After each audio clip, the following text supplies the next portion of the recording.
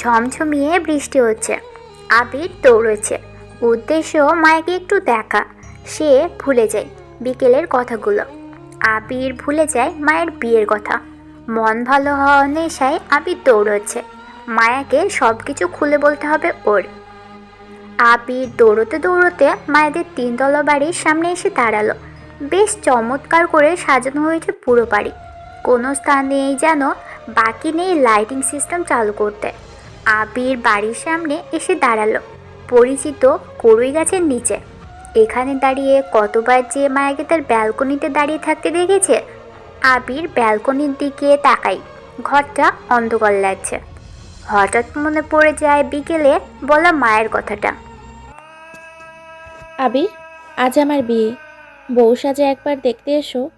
তোমার ইচ্ছে ছিল আমাকে বউ সাজে দেখতে কেমন লাগে। আবির বড় একটি ঢোক এলো। বুকটা হঠাৎ কেমন যেন মোচড় দিতে শুরু করেছে।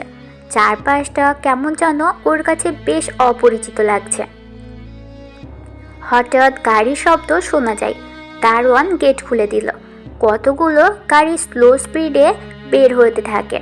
3টে গাড়ির পর একটা সাদা রঙের গাড়ি বের হয়েছে। গাড়িটা ফুল দিয়ে সাজানো। আবির গাড়ির ভিতরে তাকাই। মাহমুদ সাহেব গাড়িটা দাঁড় করিয়েছে। গাড়ির মধ্যে লাইট জ্বলে উঠল। মায়া বসে আছে। পাশে একটা ছেলে বর সেজে বসে আছে। মায়ের গায়ে বেনারসি। আবির এক দৃষ্টিতে তাকিয়ে আছে। মাহমুদ সাহেব ডাকলো মায়াকে। মায়া সেদিকে তাকালো। নিজের বাবার সাথে কিছু সময় কথা বললে মায়া ঘুরে তাকায়। যখনই ঘুমটা তুলতে যাবে বাইরে দৃষ্টি যায় মায়ার। কড়ুই গাছের নিচে ঠাঁই দাঁড়িয়ে রয়েছে। দুটো নিষ্পলক চোখ মায়ের মুখের দিকে তাকিয়ে আছে। ছ্যাঁত করে উঠল মায়া আর আবিরের বুকটা। আবির কয়েক সেকেন্ড তাকিয়ে থাকে মায়ের দিকে। মনে মনে বলল, ঈশ্বর মানুষকে কিছু দিক বা না দিক, দুটো জিনিস খুব বেশি করে দিয়েছে। অন্যের কষ্টে মজা পাওয়ার স্বাদ আর মারিয়ে নেওয়া বিশাল ক্ষমতা। আবির আর দাঁড়ালো না, হাঁটা শুরু করেছে। গাড়িগুলো 1 মিনিট পর ছাড়া আরম্ভ করলো। আবিরকে ছাড়িয়ে পাশ কেটে এক এক করে চলে যাচ্ছে। মায়ার গাড়িটা পাশে আসতেই আবির থেমে গেল। মায়া ভিতর থেকে ঘুরে তাকাতে থাকে। বিয়ের গাড়িতে শুধু বর বউ যায় না, অন্য কারো বেঁচে থাকার স্বপ্নটাও চলে যায়। আবির হাঁটছে। বিয়ের গাড়িগুলো চলে গেছে দেখার বৃত্ত ছেড়ে। আবির মনে মনে গাইছে ইমরানের গাওয়া মন খারাপের দেশে গানটি।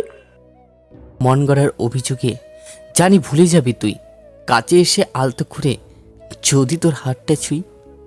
আবির বড় পিলারে উপরে এসে বসলো। মায়াদের বাড়ি এখান থেকেও দেখা যায়।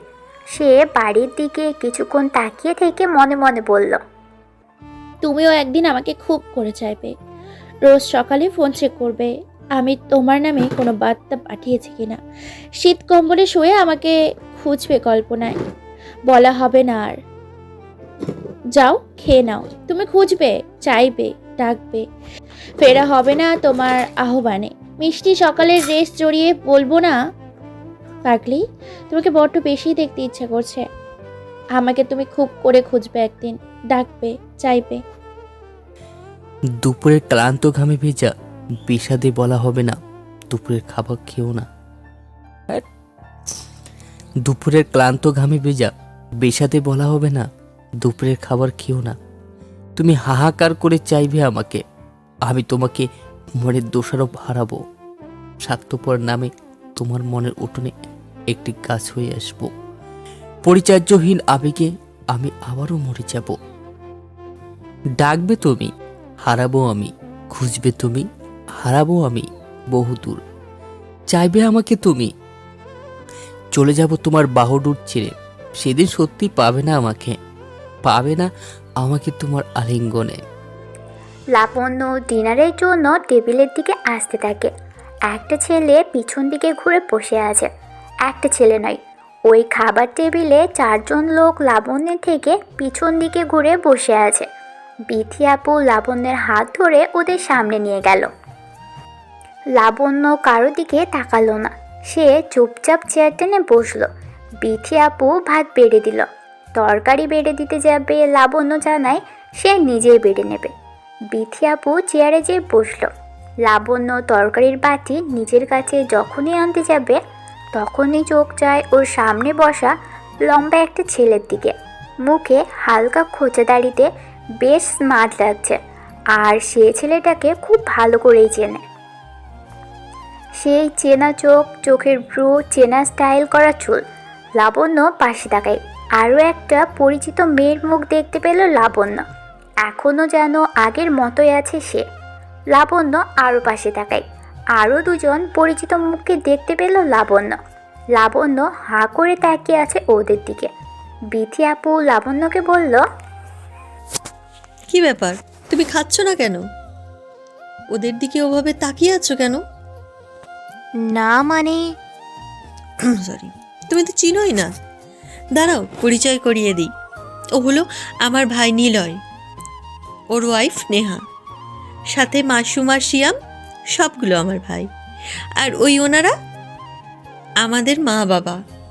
আর এই পিচ্চি নিয়াত আমার ছেলে।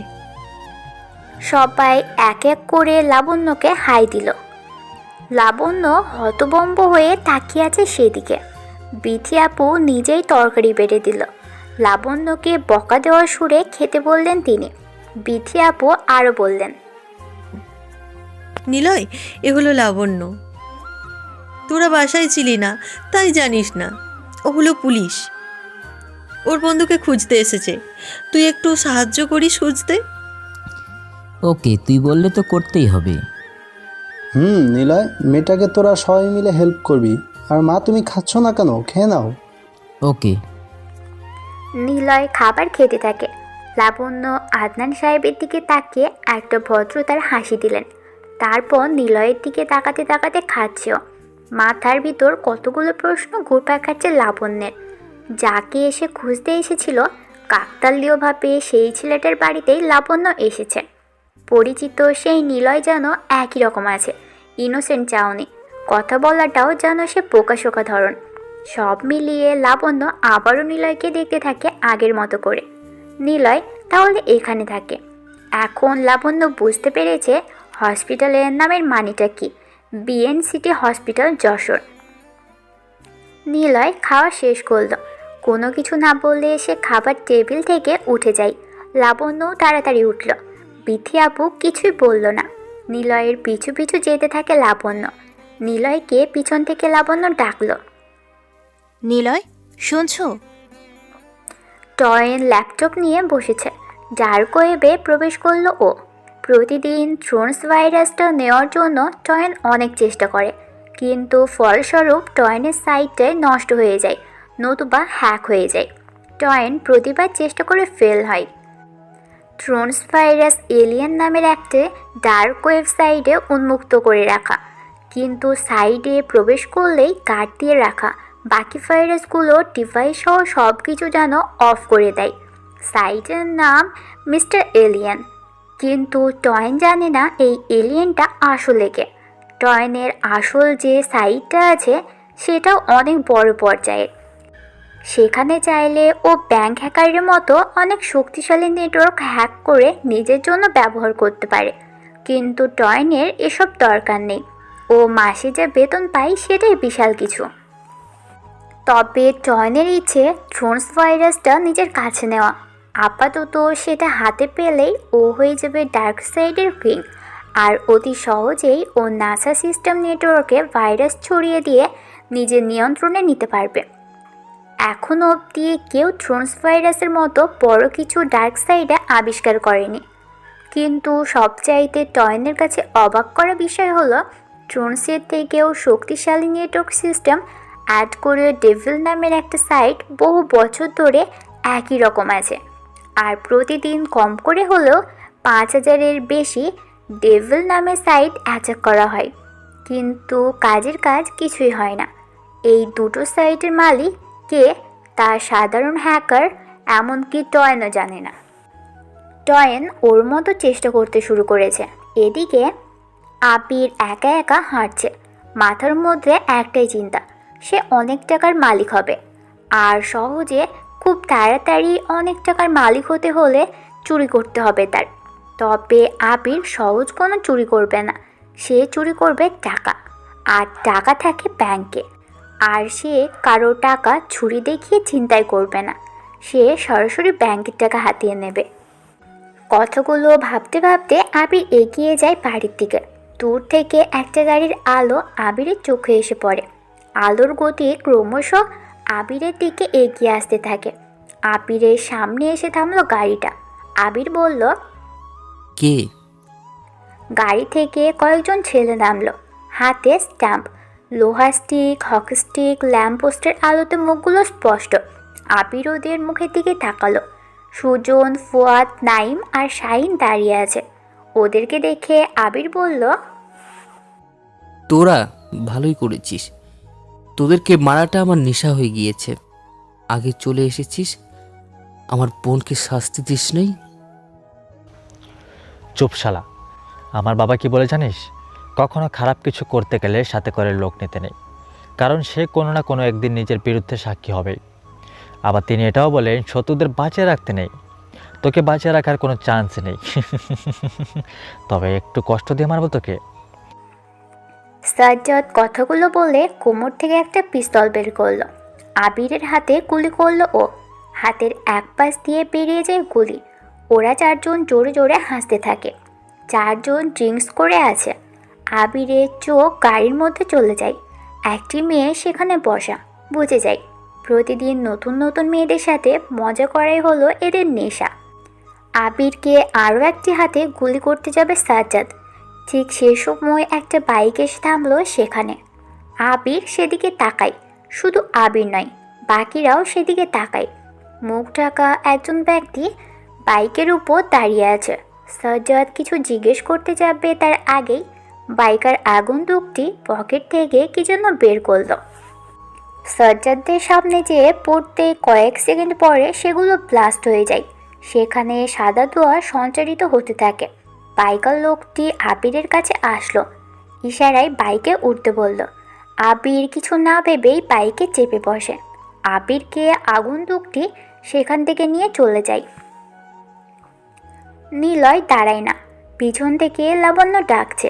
লাবণ্য দৌড়ে নিলয়ের সামনে এসে দাঁড়ালো। নিলয়ের দিকে তাকিয়ে বলল, এই ছেলে, সমস্যা কি তোমার?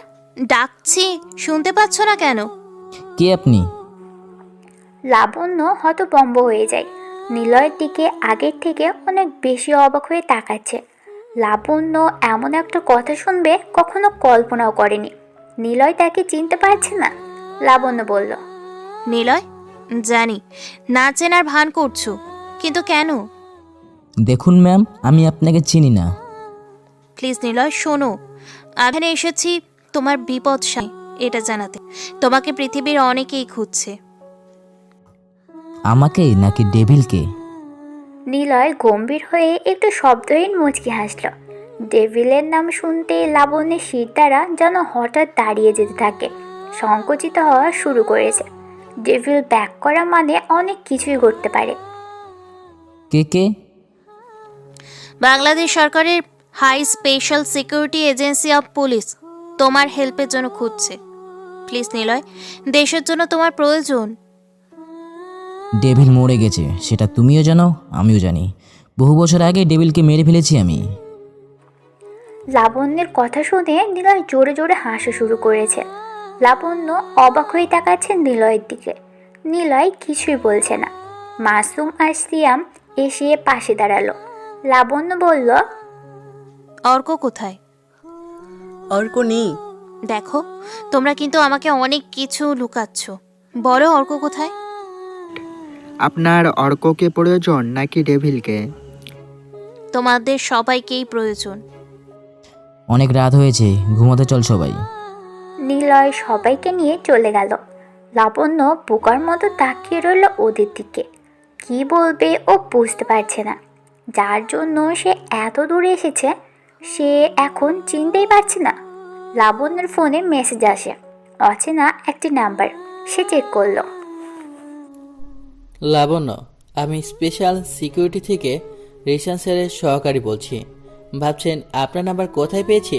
বাংলাদেশের সব ঊর্ধ্বতন কর্মকর্তা থেকে শুরু করে মন্ত্রী, রাষ্ট্রপতি, এমনকি ছোট হাবিলদারের নাম্বারও আছে, যা বলার জন্য মেসেজ করা। দেশের অবস্থা অনেক খারাপ। প্রচুর পরিমাণে তথ্য বিক্রির আগে চুরি হয়ে যাচ্ছে। দেশ খুব বড় রকমের সমস্যায় পড়তে যাচ্ছে। স্যাটেলাইট অন্য দেশে আওতাভুক্ত নেটওয়ার্কের সাথে সংযোগ করে নেওয়ার প্ল্যান করছে। আপনাকে অবাক করে দেওয়ার মতো একটা তথ্য দিই, সেটা হলো মহাকাশেও স্যাটেলাইটের মাধ্যমে ক্রাইম চলছে। আটকাতে পারছি না, আমরা মাঝখানে পড়ে গিয়েছি। আমাদের সব সাইবার পুলিশ টিম হার মেনে যাচ্ছে। থ্রোস নামের একটি ভাইরাসকে কেউ আটকাতে পারছে না। যে আটকাতে যাচ্ছে সেই ধরাশয় হচ্ছে। ডেভিলকে চাই আমাদের। আপনি জানেন ডেভিল এটা পারবে। নাসা সাইবার হ্যাকারের সাথে আমরা কোনোদিনও পেরে উঠব না। ডেভিলকে আমাদের চাই। দরকার হলে ডেভিলকে নাসাদের বিরুদ্ধে কাজ করতে হবে। লাবণ্য মেসেজটি পড়ে সামনে তাকাই। নিলয়রা নেই সেখানে। নিলয় ছাদে এসে দাঁড়িয়েছে। পিছনে নেহা, মাসুম আর সিয়াম দাঁড়িয়ে আছে। নিলয় কিছু বলতে যাবে ওদের, তার আগে ফোন বাজতে থাকে। নিলয় তাকিয়ে দেখে অর্কের ফোন। ভাই, লাবণ্য ঢাকাতে নেই, ও চলে গিয়েছে যশোর আর তোমাকে খুঁজেছে। প্রশাসন এলো, কিছু একটা হতে যাচ্ছে, কিন্তু আমি কিছু বুঝতে পারছি না। আচ্ছা, পরে কথা হবে, সমস্যা নেই কোনো। নিলয় কথাটা বলে ফোন কেটে দিল। নেহা এগিয়ে আসলো নিলয়ের কাছে। বিথি বা আদনান সাহেব জানে না নিলয় ঢাকাতে কী করত। বর্তমানে নিলয় একটা কম্পিউটারের বিজনেস করে। বিশাল বড় কতগুলো কম্পিউটারের শোরুম বিজনেস করে। মাসুম, সিয়াম নিলয়কে হেল্প করে। মাসুম বলল, ছাদের উপর 4 জন দাঁড়িয়ে আছে। নীরবতা ভেঙে মাসুম বলল, ভাই, লাবণ্য ম্যাম হঠাৎ কেন এখানে এসেছি? সেদিন ওকে মেরে ফেলাটা দরকার ছিল, তাহলে সাক্ষী থাকতো না। নিলয় মাসুমের কথাগুলো শুনে একটু মুচকে হাসল। সে বলল, লাবণ্যকে নিয়ে সমস্যা নেই, ও এসেছে আমাদের নাকি দেশের কোনো উপকারের জন্য দরকার। দরকার? কিসের দরকার? আমরা তো ক্রাইমই করেছিলাম, তাহলে কেন এখন দরকার? আমি জানি না, সে বলল সরকার নাকি গোপনে খুব আমার মতো আমাদেরকে খুঁজছে। আমার মনে হচ্ছে এটা একটি প্ল্যান, আর প্ল্যান অনুযায়ী লাবণ্য তোমাকে নতুন করে সামনে আনতে চাচ্ছে। তারপরই পুলিশ তোমাকে আটকে রাখবে। এটা ঠিক জানি না, তবে আটকে রাখতে চাইলে আটকে রাখতে পারবে না। কিন্তু আমি আবার ডেভিলকে সামনে আনতে চাই না। ডেভিলের প্রয়োজন নেই এখন। তা ঠিক। যারা তোমাকে বা আমাদের ব্যাপারে জানতো তারা কেউ আর বেঁচে নেই। ভাবেছিল তাকে তুমি দেশের বাহিরে পাঠিয়ে দিয়েছো। নতুন করে ডেভিলকে সামনে আনার প্রয়োজন দেখছি না। জানি না, আমার একটু সময়ের দরকার। ডার্ক ওয়েবে প্রবেশ করার আগে স্পেশাল সিকিউরিটি ওয়েবসাইটে আমাকে আগে ঘেঁটে দেখতে হবে। যদি দেশের কোনো সমস্যা থাকে তাহলে তো নিজেকে থামিয়ে রাখা যাবে না। আমার মনে হচ্ছে কিছু একটা ঘটতে যাচ্ছে। লাবণ্য এমনি এমনি কখনো আসবে না, নিশ্চয়ই বড় কোনো কিছু ঘটেছে। সময় মতো জেনে যাব। রেডি থাকতে বল, অর্ককে বল, সেই জন্য সব ইনফরমেশন দেয়। নিলয় কথাটা বললে সেখান থেকে চলে যায়। সবাই একে অপরের দিকে তাকাচ্ছে। ডেভিলকে তাহলে আবার সামনে আসতে চলেছে। ডেভিল কি তবে ব্যাক করবে? কিন্তু কেন? এলান সাইবার জগতের মিস্টার এলিয়েন নামে পরিচিত। তার বহু বছরের আবিষ্কৃত বিশ্ব ধ্বংসের ভাইরাস থ্রোনস নিয়ে ডেভিলের সাইটের কাছে এসে থামল। টাইমার সেটার করে দিয়ে সে ডেভিলের সাইটকে নিয়ে অনেক কিছু ভেবে চলেছে। থ্রোনস এই প্রথমবার কোনো বড় সাইটে অ্যাটাক দিতে যাচ্ছে। ডেভিলের সাইট ধ্বংস হতে পারে, কিন্তু এলান আগে কিছুই বুঝতে পারছে না। সে অপেক্ষা করছে, আর মাত্র কয়েক সেকেন্ড বাকি। 3, 2, 1 কাউন্ট করতে করতে শেষ মুহূর্তে চলে এসেছে। থ্রোনস সাইটে প্রবেশ করতেই এলানের ল্যাপটপ যেন কেঁপে উঠল। ল্যাপটপ অফ হয়ে যায়। সে তাড়াতাড়ি বিদ্যুৎ থেকে ল্যাপটপ সরিয়ে বিছানা থেকে দূরে চলে আসলো। মনে মনে বলল, কি হলো এটা? ওদিকে টয়েন নিজের সাইট স্ট্রং করার কাজ করছে। হঠাৎ বুঝতে পারলো ওর সাইডে কিছু সমস্যা হয়েছে। সাইটের কাজ বন্ধ করে দেওয়া হয়েছে। সে তাড়াতাড়ি ব্যাকে এসে দেখে পুরো ডার্ক ওয়েব বন্ধ হয়ে গেছে। ছোট বড় যত সাইট ছিল সব একটা সাইটের আওতাভুক্ত হয়ে যাচ্ছে। এমনকি টয়েনের সাইটও তার নিয়ন্ত্রণের বাইরে চলে যাচ্ছে। দুটো সাইডের সাথে সব কিছু অন্তর্ভুক্ত হতে শুরু করেছে, একটা ডেভিলের সাথে আরেকটি এলিয়েনের সাথে। পুরো ডার্ক ওয়েব যেন এখন কারোর নিয়ন্ত্রণে নেই, সব নিজের মতো করেই চলছে। সারা পৃথিবী মিলে প্রায় 10 কোটি মানুষ ডার্ক ওয়েবের সাথে সম্পর্ক। সারা পৃথিবী মিলে প্রায় 10 কোটি মানুষ ডার্ক ওয়েবের সাথে সম্পর্কিত। সবাই নিজেদের স্বার্থে ব্যবহারের জন্য এই ডার্ক ওয়েবে প্রবেশ করে থাকে। ডার্ক ওয়েবে প্রবেশের জন্য 8টি প্রয়োজনীয় লিঙ্ক আছে, যেমনটা সাধারণত সাইটে গুগল থেকে উইকিপিডিয়া ব্যবহার করে থাকি আমরা সবাই, তেমনই ডার্ক ওয়েবেও প্রবেশের জন্য এমন উইকিপিডিয়ার মতো 8টি লিঙ্ক আছে।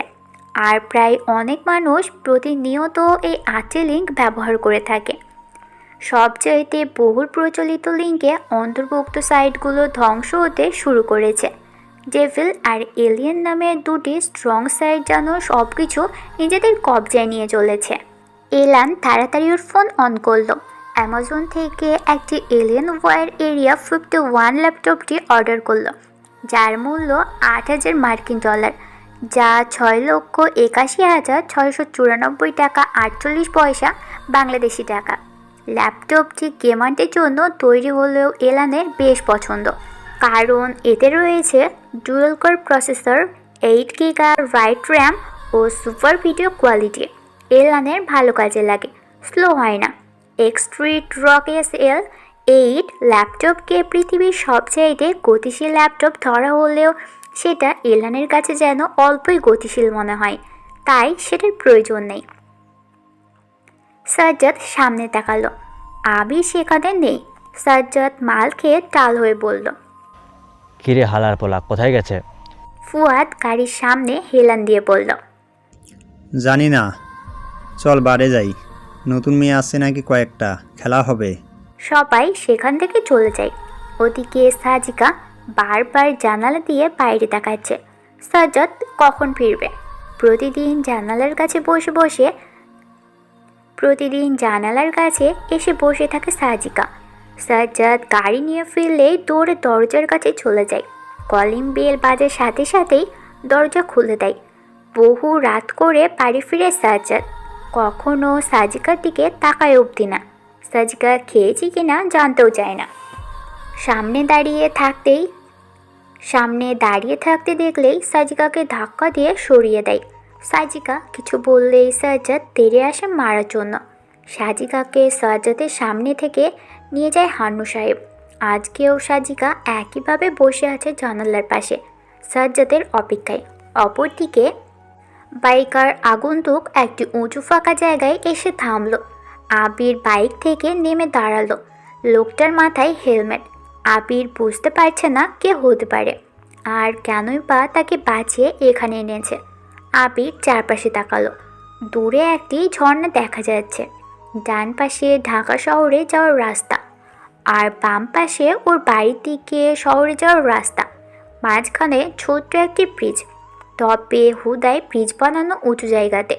জায়গাটা সুন্দর করার জন্য বানিয়ে রাখা। আবির প্রশ্ন করল, কে আপনি আর এখানে কেন নিয়ে এসেছেন? লোকটা বাইক থেকে নামলো, মাথা থেকে হেলমেট খুলল। হুড তোলা টুপিতে মাথাটা ঢাকা আছে। আবিরের দিকে না তাকিয়ে লোকটা পাশে এসে দাঁড়ালো। পকেট থেকে একটা সিগারেট বের করে আবিরের সামনে বাড়িয়ে দিল। আবির বলল, আমি এসব খাই না। লোকটা রহস্যময় একটি হাসি দিল। হাসি থামিয়ে সিগারেটের প্যাকেটে পকেটে ঢুকিয়ে ঝর্ণার দিকে তাকিয়ে বলল, দূরে ওই ঝর্ণাকে দেখো, কতই না সুন্দর লাগছে। পৃথিবীতে দুই প্রকার জিনিস আছে, একটা দূর থেকে দেখতেই বেশি সুন্দর লাগে, আরেকটা কাছ থেকে দেখলে বেশি সুন্দর লাগে। দূর থেকে দেখার মধ্যে একতরফা ভালোবাসা সৃষ্টি হয়, আর কাছে গেলে তাকে ছুঁয়ে দিতে ইচ্ছে করে। আর জানোই তো, ছুঁইলেই সব নষ্ট হয়ে যায়। তোমার আলাদিনের জাদুর প্রদীপের কথা মনে আছে? ছোটবেলায় আমাদের আনন্দপাঠ বইয়ে এমন গল্পটি ছিল। প্রদীপটি একটা জাদুর গুহায় রাখা ছিল। গুহাটা ছিল জীবন্ত। গুহার মধ্যে সৎ ব্যক্তিরাই প্রবেশ করতে পারবে, যার মনে কোনো রকম হিংসা থাকবে না সেই পারবে। আলাদিন পেরেছিল, কিন্তু গুহার নিয়ম ছিল যে প্রবেশ করবে সে যেন গুহার কোনো জিনিস না স্পর্শ করে। কিন্তু আলাদিনের সাথে থাকা প্রাণীটা একটি ডায়মন্ড স্পর্শ করে, আর সাথে সাথেই গুহাটা ধ্বংস হয়ে যায়। কি বুঝলে বলো তো? মানুষ কাছের গেলে ছুতে চাইবে, এটাই নিয়ম। আর সব স্পর্শের পবিত্রতা থাকে না, এই জন্য নষ্ট হয় সম্পর্ক বা জিনিস বা গুহা। দূর থেকে সব কিছু অবলোকন করা উচিত। গুড, হাই কো, ইউ আর সো জিনিয়াস। কিন্তু কে তুমি? দেখতে চাও আমি কে? লোকটা আবিরের দিকে ফিরে মাথা থেকে টুপিটা তুলল। আবির তাকিয়ে বলল, রিফাত। ইয়েস ফ্রেন্ড, আমি রিফাত। আন্টি, হারিয়া মারা গেছে। আজ শুনেছি হারিয়া নাকি। আমার বোন খারাপ না, সে কোনো ব্যবসা নয়। আমার বোনকে ফাঁসানো হয়েছে। আমি জানি সেটা। দুজনেই চুপ হয়ে গেল। রিফাত হলো আবিরের ভার্সিটির বন্ধু। ভার্সিটি শেষ হওয়ার পর কে কোথায় গিয়েছে কেউ জানে না। সবাই প্রতিষ্ঠিত হতে পারলেও আবির পারেনি। হয়তো রিফাতও আজ প্রতিষ্ঠিত। আবিরকে রিফাত বলল, তোমার মনে আছে তুমি অনেক সুন্দর আর দক্ষতা নিয়ে মানুষের ফেলা দিয়ে জিনিসগুলো কুড়িয়ে বিশাল কিছু তৈরি করতে পারতে? একটি ড্রোন বানিয়েছিলে, মনে আছে? নিজের কম্পিউটারে নকশা বানিয়ে নতুনভাবে একটি ড্রোন বানিয়েছিলে। আকৃতিটা ছিল ফড়িংয়ের মতো, দেখতে বেশ লাগছিল।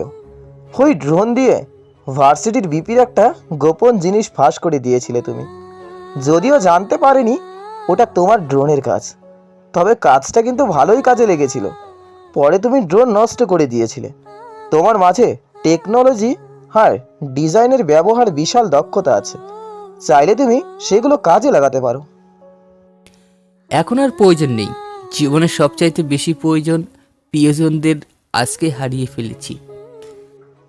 বুদ্ধিমান চেনো আবির? বুদ্ধিমানেরা সহজে কখনো কোনো কিছু প্রকাশ করে না, সঠিক সময়ের অপেক্ষা করে। ভালো লাগা নেই আর, না আছে বোন, না আছে মা, আর না আছে আমার প্রিয় মানুষ। আবির, তোমাকে এখানে এনেছি দুটো কারণ আছে। কেন দুই দিকের রাস্তার মাঝখানে উঁচু জায়গাতে এনেছি জানো তুমি? কেন? বাম পাশে দেখো তোমার বাড়ি ফেরার রাস্তা, আর ডান পাশে দেখো নতুন শহরে যাওয়ার রাস্তা। যদি বাড়ি ফেরার রাস্তায় যাও তাহলে কষ্ট পাবে, আর যদি নতুন শহরের উদ্দেশ্যে যেতে চাও তাহলে তোমার জন্য অনেক কিছু অপেক্ষা করছে। গরিব হয়ে মরতে নেই। আমার কথা বুঝতে পারিস না? আহা আবির, বুদ্ধিমান হয়েও কেন এমন করে কথা বলছো? তোমার মাঝে যে কম্পিউটারের জ্ঞান আছে তা কাজে লাগাও। লাইফ এখনো শেষ হয়নি, জীবন কখনো শেষ হয় না। মরণে যদি সব শেষ হতো তবে আইনস্টাইন, নিউটন কাউকেই মনে রাখতো সবাই। বড় লোক হতে বলছি না, বড় হতে বলছি। ইচ্ছে নেই। আবির আর দাঁড়ালো না। সে হাঁটা শুরু করেছে বাড়ি ফেরার রাস্তা বরাবর।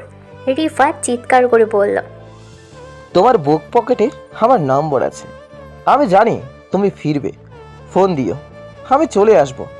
অর্ক তোমার জন্য অপেক্ষা করছে। আবির একটু থামল।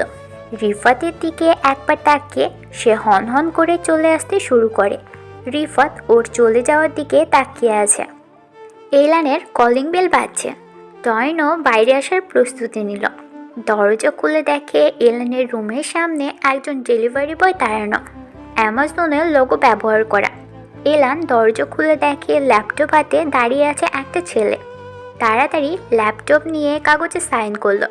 পকেট থেকে কিছু টাকা বের করে দরজা আটকে দেয়। টয়ন কিছুটা সন্দেহ দৃষ্টিতে তাকালো।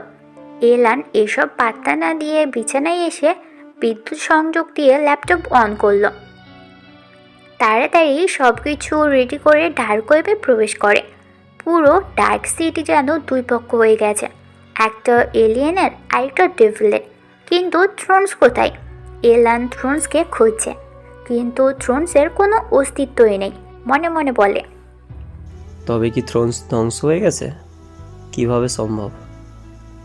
থ্রোন ধ্বংস করার মতো কোনো কিছুই তো কারো সাইট বা ডিভাইসে থাকা সম্ভব না। তাহলে কি ডেভিলের প্রোটেক্ট এরিয়া অনেক স্ট্রং ছিল? আমি থ্রোনস দিয়ে অ্যাটাক করতেই থ্রোনস ধ্বংস হয়ে গেছে। কথাগুলো ভাবতে ভাবতে টেবিলের সাইডে কোনো রকমভাবে সামান্য প্রবেশ করতে পারে এলান। কয়েকটা লেখা সে পড়তে পারে। যশোর, নিলয়, অর্ক, মাসুম, সিয়াম, হাসপাতাল, বিএন। এলান আর তেমন কিছুই পড়তে পারে না। তাকে বের করে দেওয়া হয় ডেভিলের সাইড থেকে। এলান প্রবেশের চেষ্টা করে, কিন্তু সে আর পারে না। ডেভিলের সাইডে নিজে থেকেই আরও স্ট্রং প্রোটেক্ট এরিয়া তৈরি করে নিয়েছে। এলান অবাক হয়। থ্রোনস আবিষ্কার করার পর সে ভেবেছিল ডেভিলকে ছাড়িয়ে গেছে, কিন্তু ডেভিল যে ডার্ক সিটি নিজের কবজায় বহু আগে নিয়ে ফেলেছে। এটা মাত্রই জানতে পারলো এলান। কি সিস্টেম করে রেখেছে ডেভিল, যে ওর সাইডে অ্যাটাক করবে, যতবার করবে ততবারই স্ট্রং হতে শুরু করবে। এলান ল্যাপটপ অফ করলো। ফোন নিয়ে গুগলে এসে যশোর সার্চ দিতেই সামনে আসে খুলনা বিভাগের একটা ডিজিটাল প্রথম শহর যশোরের নাম আসে। এলান বলল, তাহলে ডেভিল স্যার যশোরে থাকে? সে পিএন লিখে যশোর দিয়ে সার্চ করলো। একটা হসপিটালের ছবি দেখতে পেল এলান। এলান মনে মনে বলল, যশোরে বিএন হসপিটালে গেলেই ডেভিল স্যারের খুঁজে পাবো। কিন্তু নিলয়, সিয়া, মাসুম আর অর্ককে আমার নাম এলান কোন? ইন্টারনেট জগতে আমি এলিয়েন, তাহলে কি ডেভিল রিয়েল নাম চারজনের মধ্যে থেকে একটা হবে? আমার জানতেই হবে এই ডেভিলের রহস্য। সাজ্জাদ বাড়িতে আসলো। সাজিকা দৌড়ে দরজার কাছে এসে দাঁড়ালো। কলিং বেল বাজতেই দরজা খুলে দিল সাজিকা। সাজ্জাদ মাতাল হয়ে আছে। সাজিকাকে সামনে দেখে বলল, সর সামনে থেকে। এত রাত করে ফিরলে? কখন থেকে তোমার জন্য অপেক্ষা করছি। তোকে বলছিলাম অপেক্ষা করতে। সাজ্জাদ গা থেকে কোট খুলে সাজিকার মুখের উপর ছুঁড়ে মারল। সাজিকা বলল, প্রতিদিন কেন এত রাত করে ফেরো? আমি তোমার অপেক্ষায় বসে থাকি। তোকে কৈফিয়ত দিতে হবে আমার। আমি তোমার স্ত্রী। তো আমাকে অনেক কিছু বলা উচিত। তুমি আর বাইরে রাত করে থাকবে না। সাজ্জাদ এমনিতেই নেশার গড়েছিল। সাজিকার এমন কথা শুনে কষে একটা চর দেয় গালে। সাজিকা কাঁদতে থাকে। সাজ্জাদ বলতে থাকে, মাদা চোত, তোর কথা মতো চলবো আমি? বল, তোকে মেরে ফেলবো আমি। আমার ওপর কোনো অধিকার দেখাবি না। সাজ্জাদ কথাটা বললে সাজিকার গাল চিপে ধরে। হানু সাহেব দৌড়ে আসে। সাজ্জাদের থেকে সাজিকাকে ছাড়িয়ে নেয়। সাজ্জাদের গালে একটা চর দিয়ে বলল, ও তো ঠিকই বলেছে। বাবা, তুমি আমাদের মধ্যে আসবে না। চুপ কর, সবসময় মাথায় রাগ নিয়ে চলবি না। রাগের মধ্যেও হেসে কাজ করবি। রাগ প্রকাশ সবসময় করতে নেই। এইসব কথা আমার ভালো লাগছে না। সাজ্জাদ নিজের ঘরের দিকে চলে যায়। সাজিকা সেদিকে যেতে থাকে। হান্নু সাহেব বলল, তোমার এখন যাওয়ার দরকার নেই। ও নেশার ঘুরে আছে, তোমাকে মারতেও পারে। আসো আমার সাথে। সাজিকাকে হাত ধরে নিয়ে যায় হান্নু সাহেব তার রুমে। দরজা আটকে দেয়। হাত থেকে সাজ্জাদের কোটটা নিয়ে সোফাতে রাখলো। সাজিকার হাত ধরে টেনে বিছানায় ফেলে দেয়। ওড়নাটা বুকের উপর থেকে তুলে নিয়ে ফ্লোরে ফেলে দিল। সাজিকা কিছুই বলে না, কারণ এটা নতুন কিছু নয়। সাজ্জাদের বিয়ের মাসখানেক পরেই সাজ্জাদের অগোচরে ওর নিজের বাবা তার নিজের বৌমার সাথে প্রতিনিয়ত এটাই করে চলেছে। সাজিকা কিছুই বলতে পারে না। তারপর প্রীতি খুব সকালে আবিরের বাড়িতে আসলো। আবিরকে ওর মা ফাহিদা বেগম আর বোন আরিয়ার কবরের পাশে তেঁতুল গাছের গোড়ায় হেলান দিয়ে চোখ বন্ধ করে বসে থাকতে দেখল। প্রীতি ওর পাশে যেয়ে দাঁড়ায়। কালকে রাতে আবিরকে ও বের হতে দেখেছিল। অনেকটা রাত অবধি আবিরের অপেক্ষাতে ব্যালকনিতেই বসেছিল প্রীতি, কিন্তু কখন যে ঘুমিয়ে পড়ে ও বুঝতেও পারেনি। এর মধ্যেই আবির বাড়িতে আসে। রাতেই ওর মা আর বোনের কবরের পাশে গাছটার নিচে এসে বসেছিল।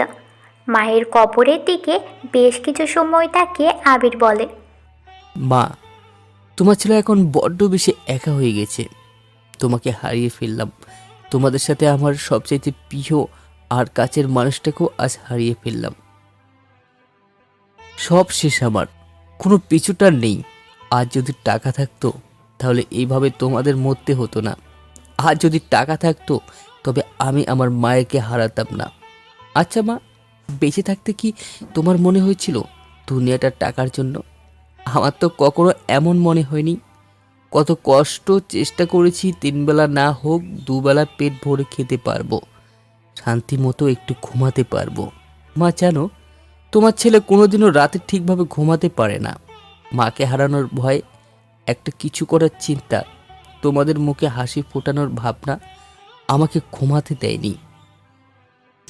আজকে তোমরা ঘুমাচ্ছ, মায়াও হয়তো একসময় ক্লান্ত ঘুমিয়ে পড়বে, কিন্তু আমি কি করে ঘুমাবো মা?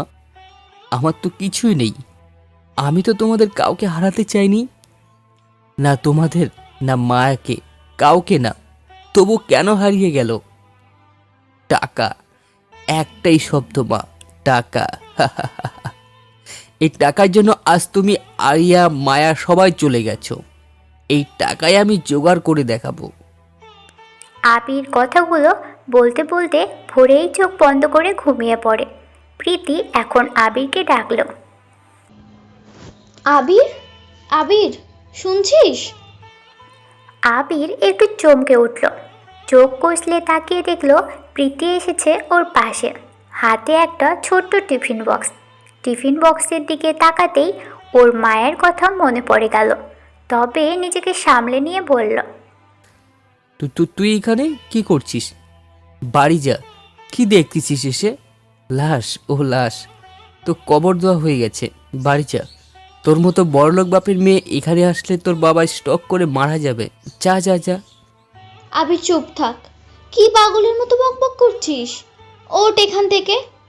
বাসায় যা তুই। তুই উঠবি? প্রীতি একটু জোর গলাতেই বলে উঠল। আবির বসে আছে। প্রীতি আবিরের হাত ধরে টেনে ধরল। আবির যেন বাধ্য ছেলের মতোই প্রীতির হাত স্পর্শ করে যেতে থাকে। বারান্দার একটা চেয়ারে বসায় আবিরকে। আবির বক্সটি টেবিলে রেখে পানি এনে দিল আবিরের কাছে। আবির একবার প্রীতির দিকে তাকায়, আরেকবার সে পানির দিকে তাকায়। প্রীতি বলল, কোনো কথা বলবি না, মুখে পানি ছিটিয়ে নে। আবির প্রীতির কথা শুনল। খাবারের বক্স খুলে আবিরের মুখের সামনে হাতে খাবার নিয়ে বাড়িয়ে দিল। আবির প্রীতির দিকে অবাক হয়েই তাকিয়ে আছে। আবিরকে বলল, নে, হাঁ কর। খাবো না আমি। তুই বাড়িতে যা, তোর বাবা দেখলে খারাপ ভাববে। ভাবুক, আমার এখন এসব গায়ে লাগবে না। দেখ প্রীতি, তুই খুব ভালো করে জানিস এসব স্বপ্ন দেখাটা ছেড়ে দে। আপাতত স্বপ্ন দেখছি না, তোকে খেতে বলছি। পাগলামি করছিস। তুই খাবি নাকি আমি সব ফেলে দিয়ে চলে যাব? আবির উপায় না দেখে হাঁ করে। প্রীতি খাইয়ে দেয়। আবিরের চোখের সামনে মায়ের মুখটা ভেসে উঠল। ঠিক এভাবেই আবিরকে খাইয়ে দিয়েছে বহুবার। মায়া আজ নেই, মায়ের জায়গাতে আছে অন্য কেউ। নিলয় দাঁড়িয়ে আছে, হাতে একটা সিগারেট, পাশে লাবণ্য দাঁড়িয়ে। একটা ছোট্ট পুকুর পাড়ে দুজন দাঁড়ালো।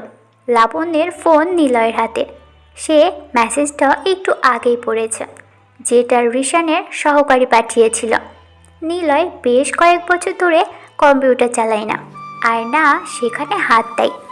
লাবণ্য নীরবতা ভেঙে প্রশ্ন করল, নিলয়, তুমি যেতে না চাইলে জোর করব না, শুধু এতটুকু জানতে চাই, তুমি কেন হ্যাকার পথ বেছে নিয়েছিলে? তোমার পরিবার কি সবটা জানে?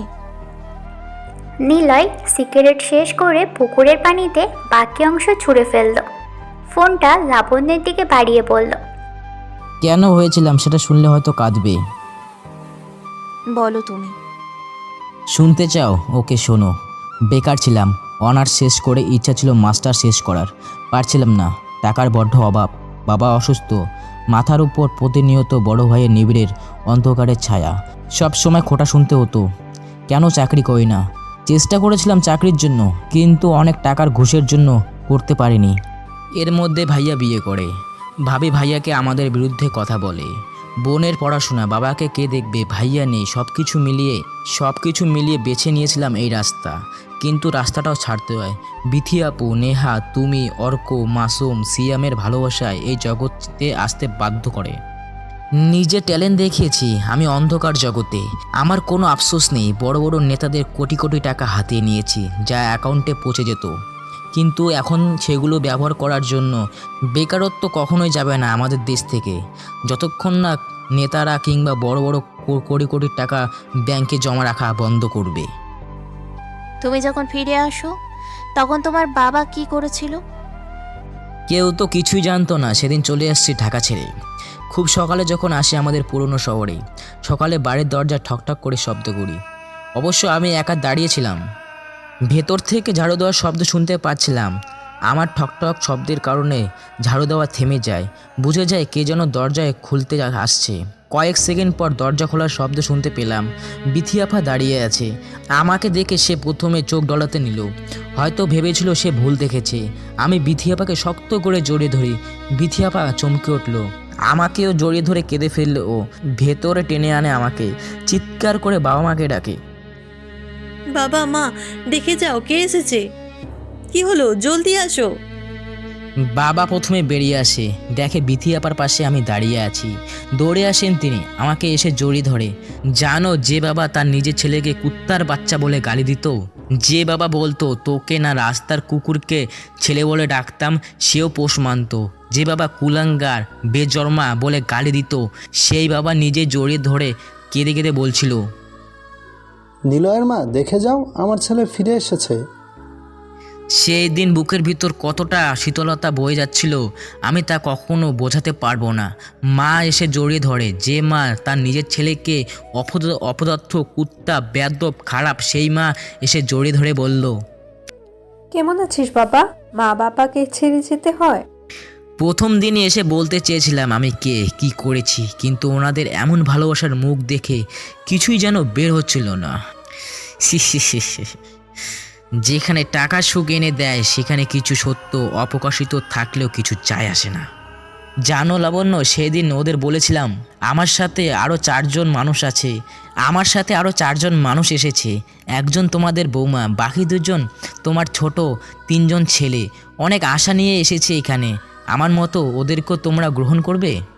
ধুর পাগল, এভাবে বলছিস কেন? নিয়ে আয় সবাইকে। নেহা, মাসুম আর অর্ককে আনি। সেদিন সবাই খুশি হয়। সেদিন দুপুরে প্রথমবারের মতো একসাথে বসে বাবার পাশে ভাত খেয়েছিলাম। বাবা নিজে বাজার থেকে বড় ইলিশ মাছ কিনে আনে। মাছের মাথাটা আমার পাতে প্রথম তিনি দিয়েছিলেন। মাথাটা প্লেটে দিতে দিতে তিনি বলেন, কখনো নিলয়কে এমনভাবে খাবার বেড়ে দেইনি আমরা, তাই না নিলয়ের মা? সব সময় নিবিড়কে দিয়েছি, আর নিলয় পেয়েছে মাছের শেষ অংশ। আমি মুচকি হাসি।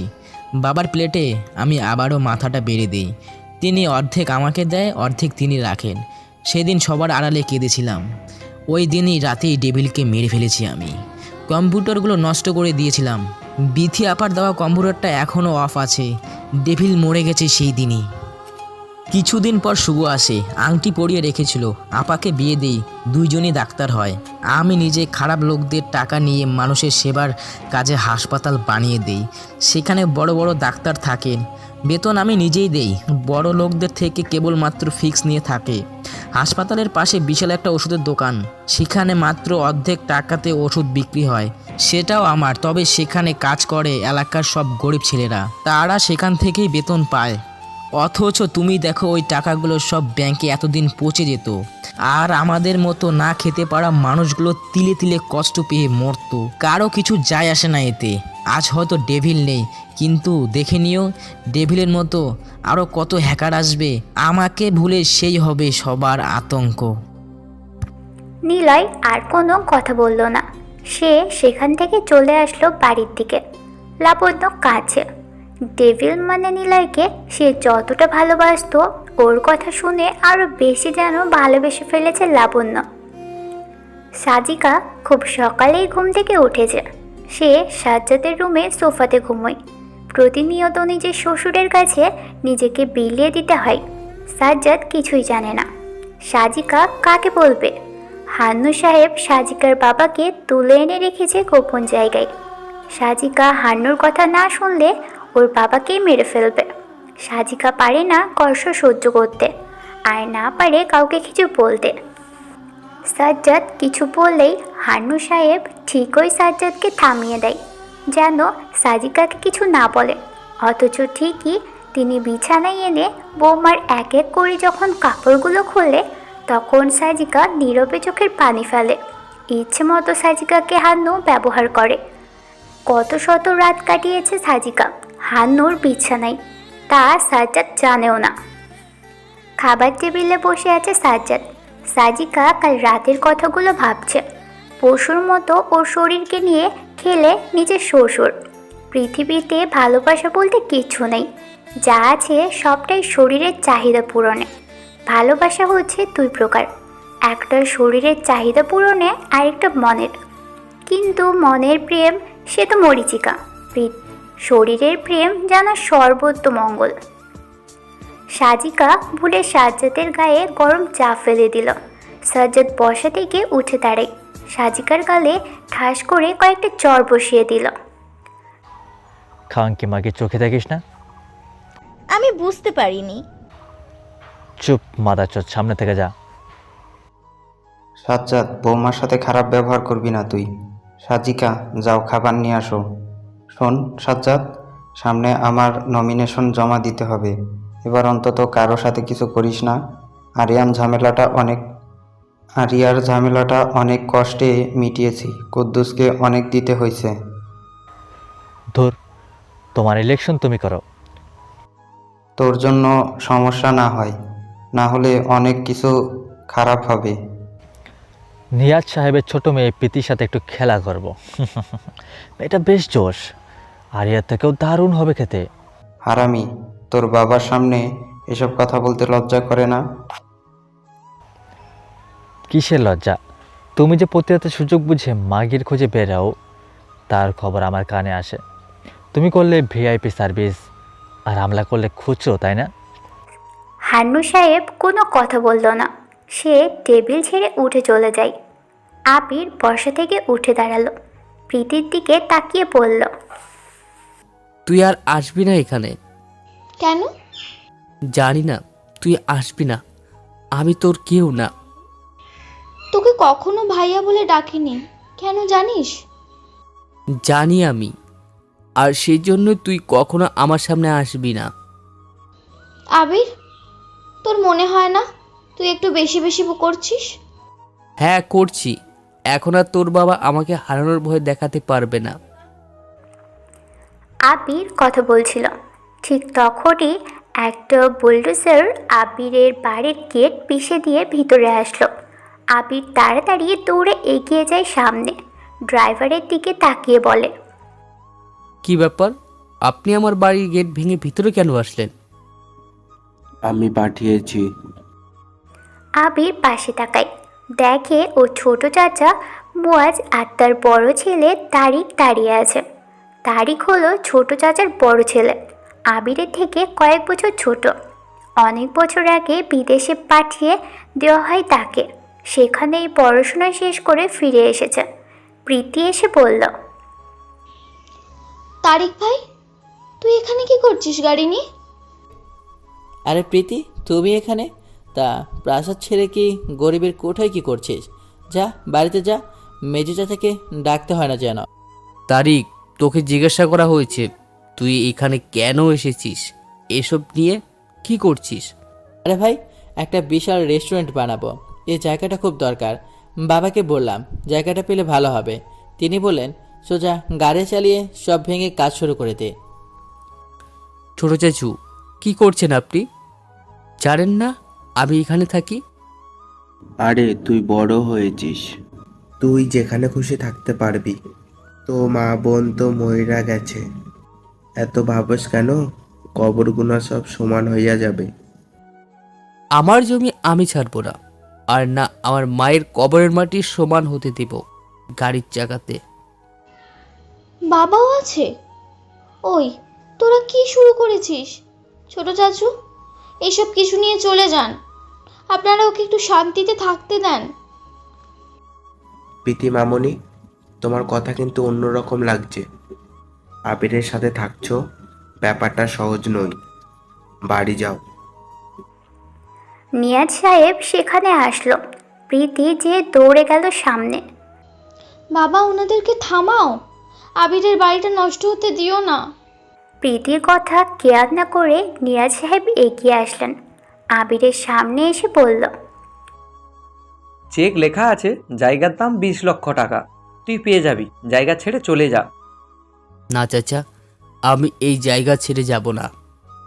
আরে জায়গাটা তো দরকার আমাদের। কিন্তু আমার মায়ের কবর আছে এখানে। ওই আবিরকে সরিয়ে নিয়ে যা। ছোট চাচার কথা মতো কয়েকটা ছেলে এগিয়ে আসলো আবিরের দিকে। আবির একজনের গালে জোরে ঘুষি দেয়। একটা ছেলে এসে পিছন থেকে জোরে একটা বাড়ি দিল আবিরের পিঠে। প্রীতি জোরে কেঁদে উঠে বাবাকে বলে, বাবা প্লিজ, আবিরকে মেরো না, ও মরে যাবে। তারপর তারিক এগিয়ে আসে আবিরের কাছে। আবিরের গালে ঘুষি দিয়ে বলল, তোকে এই জমিতে কবর দিব, বুঝলি? চুপচাপ এখান থেকে চলে যা। তোকে ওইখানে মেরে রেখে দিব। এই থাম তো, আবির কি চাস বল। আমি টাকা দিব, জমিটা আমি কিনে নিব। তুই টাকা দিবি? ওই, এটা কি? আবির, মজা করিস না। কত টাকা দাম জানিস জায়গাটার? প্রায় 1 কোটি টাকা। আর তুই বলছিস টাকা দিবি? আমি দিব, 1 কোটি টাকা দিব। তবু জায়গাটা আপনারা নেবেন না। আমার মা আর বোন শুয়ে আছে। বাবা, তোমার কাছে কখনো তো কিছু চাইতে হয়নি, তোমার যা ভালো লেগেছে এনে দিয়েছো। তুমি প্লিজ আবিরের কথা শোনো, প্লিজ। প্রীতির কথাই নিয়াজ সাহেব একটু ভাবলেন। আবিরের দিকে একটা কাগজ বাড়িয়ে দিয়ে বলল, নে, এটা হলো দলিল, এখানে লেখ 2 মাসের মধ্যে তুই যদি 1 কোটি টাকা না দিয়ে আসিস তাহলে জমিটা আমাদের হয়ে যাবে, আমরা যা খুশি করতে পারবো। সাইন করে দে। আচ্ছা, আমি সাইন করছি। আবির তাড়াতাড়ি কাগজে যা যা বলা হয়েছে তাই লিখে সাইন করে দিল।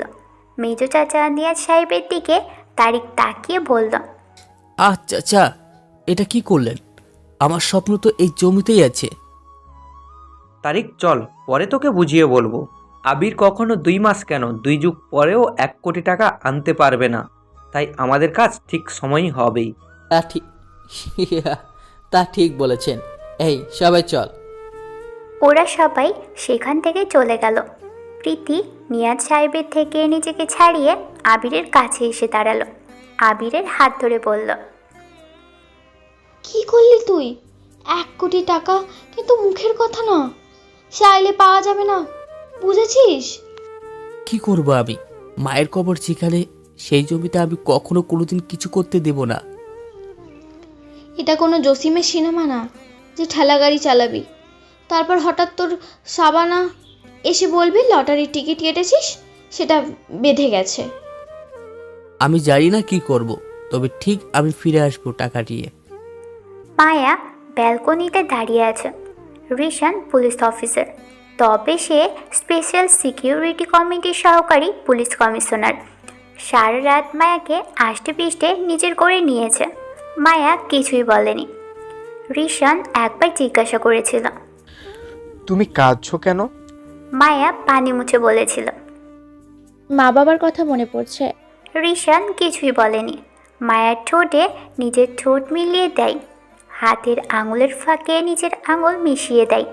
ভালোবাসার স্পর্শে ভরে ওঠে আলো ছায়া ভর্তি ফুল দিয়ে সাজানো ঘরটা। মায়া কেবল মনে মনে টুকরে কেঁদেছে। চেয়েছিল এমনটা আবিরের সাথে থেকে, কিন্তু কখনো তার সম্ভব না। দুজন একসাথে ঘর বাঁধার স্বপ্নও দেখেছে, সব শেষ হয়ে গেছে। এখন স্বামীর মনোরঞ্জন করার জন্য ওর সব সময় মুখে মিথ্যে হাসি রাখতে হবে। দুনিয়ার কি নিয়ম! ভালোবাসার জন্য মানুষ কত কিছুই না করে, কিন্তু পায় কয়জন? পালিয়ে যাওয়াটাই কি ভালোবাসার পাওয়া? তাহলে তো সবাই পালিয়ে যেত প্রিয় মানুষকে নিয়ে। রিশান এসে মায়াকে পিছন থেকে জড়িয়ে ধরল, গলাতে চুমু দিল। মায়া না চাওয়া সত্ত্বেও একটু কেঁপে উঠল। যেখানে আবিরের স্পর্শ লেগে আছে, আজ সেখানে অন্য কারো স্পর্শে শরীর যেন বাধা মানছে না। মায়া আড়ালে কেঁদে ফেলল। রিশান আরও শক্ত করে ধরল মায়াকে।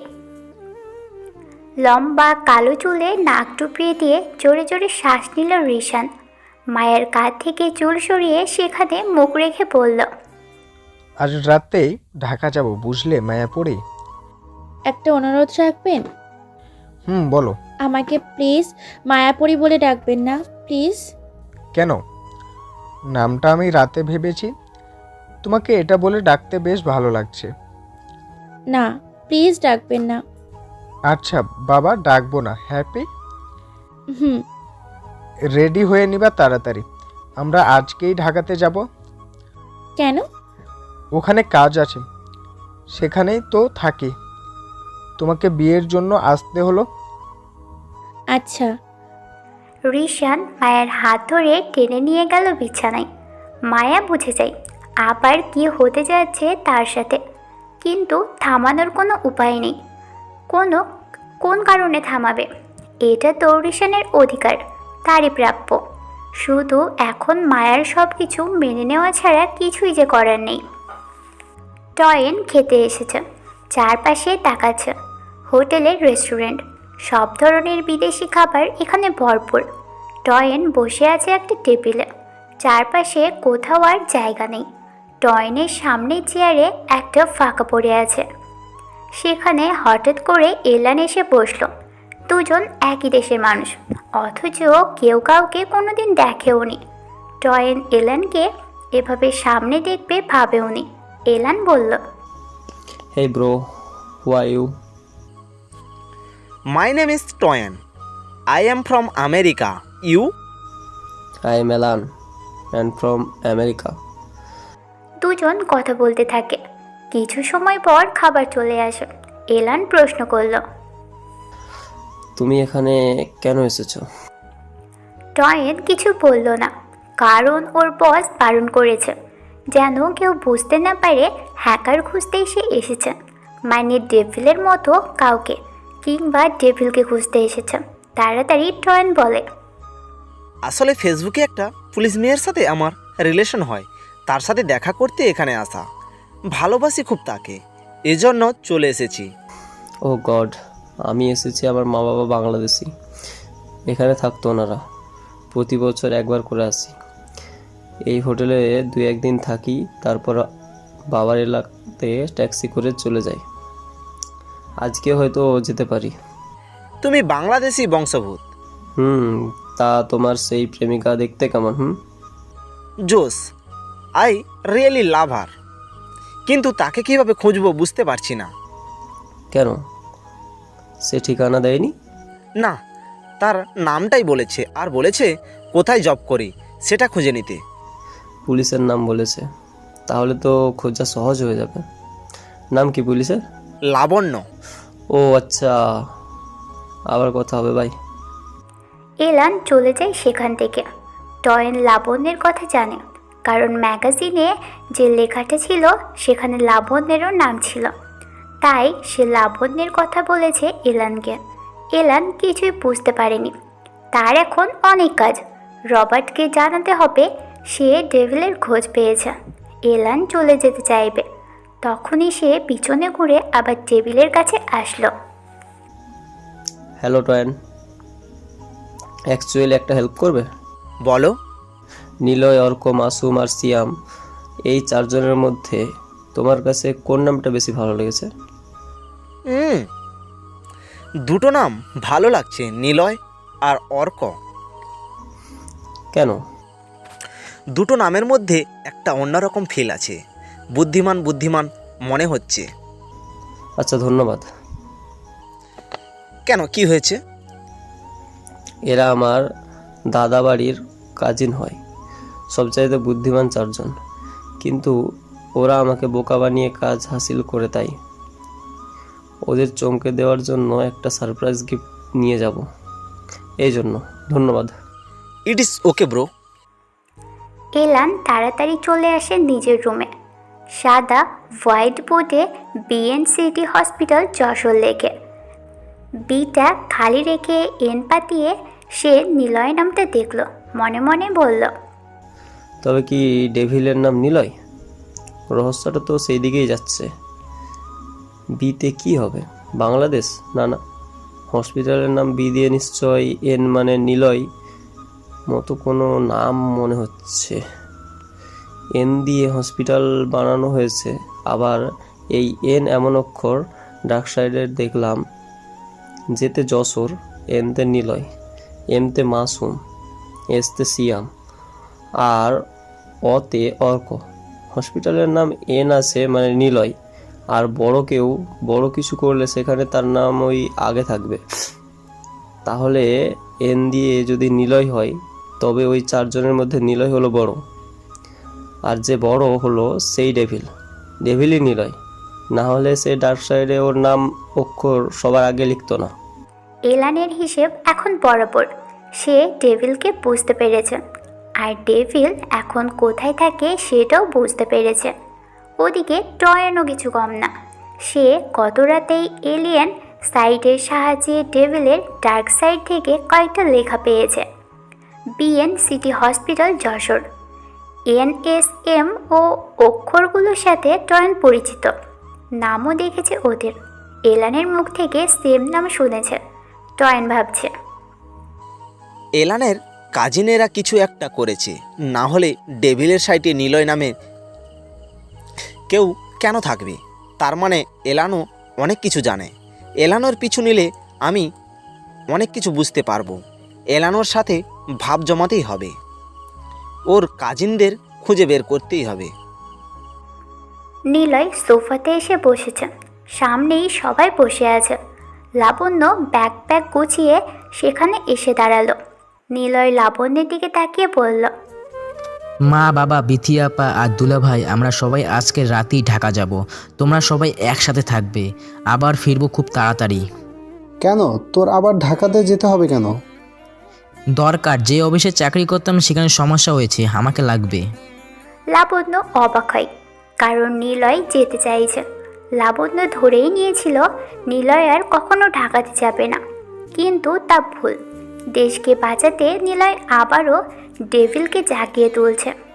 জাস্টিস লিগে যেমন মেন ভিলেনকে মারার জন্য ব্যাটম্যান সুপারম্যানকে জাগিয়ে তোলে, তেমনই এবার দেশকে বাঁচাতে নিলয় তার মধ্যে থাকা ডেভিলকে জাগিয়ে তুলবে।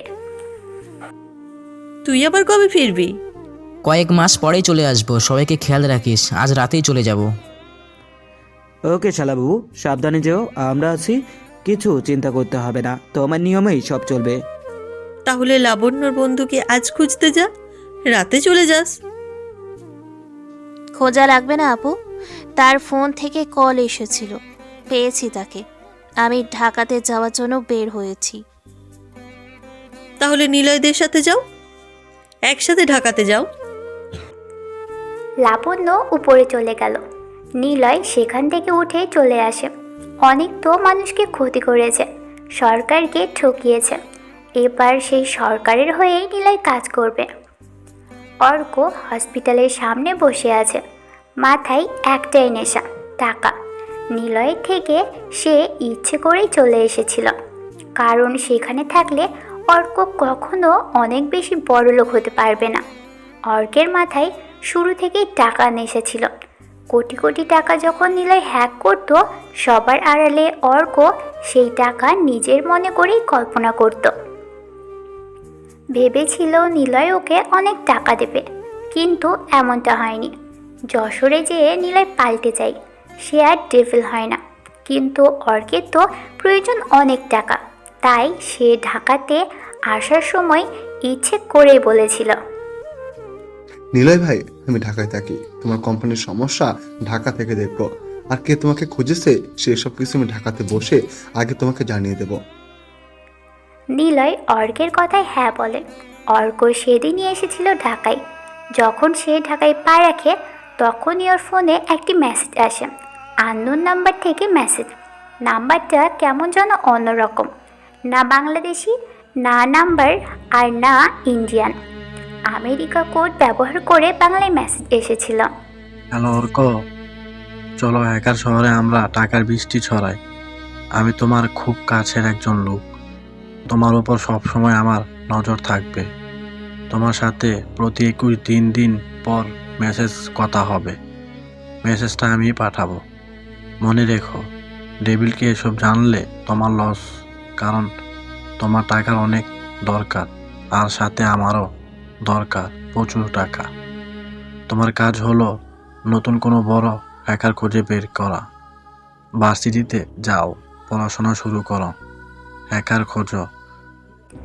এরপর থেকে প্রতি 21 দিন অন্তর অন্তর অর্কের নাম্বারে একটি করে মেসেজ আসে। অর্ক আবারও ভার্সিটিতে ভর্তি হয়। সেখানেই পরিচয় হয় আবির আর রিফাতের সাথে। দুজন বেশ টেকনোলজি ইন্টেলিজেন্ট। এজন্য অর্ক জেনে বুঝে ওদের সাথে বন্ধুত্ব করে।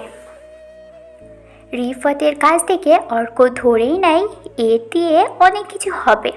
আর আবির হলো মাস্টার মাইন্ডের। সে অনেক কিছুই পারে কিন্তু করে না। আজকে মাসের 21 তারিখ। অর্কের ফোনে একটা টিউন বেজে উঠল। অর্ক তাড়াতাড়ি ফোন চেক করে। হ্যাঁ, সেই অপরিচিত কোড থেকেই মেসেজ এসেছে। আজকে লেখা, একটা শহরে একই পদে কোনো মন্ত্রী থাকে না। জঙ্গলে একই জায়গাতে থাকতে পারে। কুকুর থাকতেও পারে, কারণ কুকুরগুলো কেবল ঘেউ ঘেউ করে। মানুষ ঠিক সেরকম টাকার জন্য পা ছাড়তেও প্রস্তুত। হ্যাকার শহরে টাকার খেলা হবে, হবে রক্তের খেলা, আর খেলা হবে মাইন্ড গেমের। অর্ক মেসেজটি ডিলিট করার আগেই যেন সেটা ডিলিট হয়ে গেছে। অর্ক অনেকবার খোঁজার চেষ্টা করেছে কে তাকে এরকম রহস্যময় মেসেজ পাঠায়, কিন্তু সে কখনোই কিছু খুঁজে পায়নি। তবে অর্কের কোনো সমস্যা নেই, এতেও লস হচ্ছে না, লাভ হবে। কারণ এতদিন লস হলে হয়েও যেত অনেক কিছু। কিন্তু কে সে? আবির প্রীতির দিকে তাকালো। প্রীতি বলল, চুপ হয়ে আছিস কেন? কথা বল। তোর ফোনটা একটু দিবি? কেন? কি করবি? প্রীতি ওর ফোন বাড়িয়ে দিল আবিরের দিকে। আবির ওর শার্টের বুক পকেটে হাত দেয়। একটা শক্ত কার্ড আছে। কার্ডটা বের করলো। শুধু একটি নাম্বার লেখা। আবির ফোনে নাম্বারটি পাতিয়েই কল করলো। প্রথমবার রিং হওয়ার পরই রিসিভ করলো ওপাশ থেকে। রিফাত, আবির আমি সেখানে আসছি যেখানে কাল রাতে শেষ কথা হয়েছিল। ওয়েলকাম বন্ধু, তোমার জন্যই তো অপেক্ষা করছি। আমি আসছি। আবির ফোন কেটে দেয়। প্রীতির দিকে ফোন বাড়িয়ে দিয়ে সে যাওয়ার প্রস্তুতি নিল। প্রীতি বলে, কোথায় যাচ্ছিস?